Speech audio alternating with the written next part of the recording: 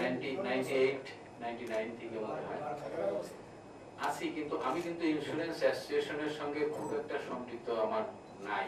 Sorry, আমি কিছু মনে করেন না। মাঝে মধ্যে এই মুরব্বী সাহেবরা আছেন দুজন তিনজন, তোমরা আমারে ধরে ধরে আইনে কোথাও বসান এবং বলেন যে আসেন আমাদের সঙ্গে কথা। কিন্তু আপনারা সবাই যেরকম সম্পৃক্ত আছে, যেমন নিজাম সাহেব, তার সঙ্গে আমার পরিচয় অনেক বছর ধরে, এবং কত বছরের পরিচয় আমি ঠিক বলতে পারবো না, অনেক বছর, হ্যাঁ, তারও বেশি মনে হলো। তবে আমার মনে হয় সবকিছু নির্ভর করে, কেউ বক্তব্যে বলেছেন যে আমাদের নিজেদের উপরে, আমাদের কিন্তু কেউ প্রতিষ্ঠিত করে দেবে না, আমাদেরকে নিজেদেরকে প্রতিষ্ঠিত করতে হবে। সেজন্য আমাদেরকে সম্মিলিতভাবে কাজ করতে হবে। আমি চেয়ারম্যান হিসেবে বা নতুন যে কমিটি করে দিলেন, এই কমিটি যে আমাদের সবকিছু করে দেবে বা আমি যে করে দেব, এটা ঠিক না।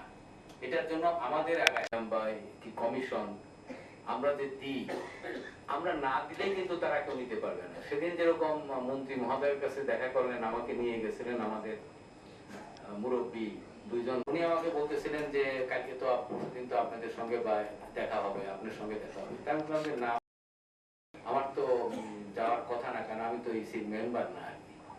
তো তবে বলছেন আমাদের নাসির ভাই বলছেন যাওয়ার জন্য, আমাদের সভাপতি বলছেন হয়তো যেতে পারি, কিন্তু না যাওয়ার চান্সই বেশি।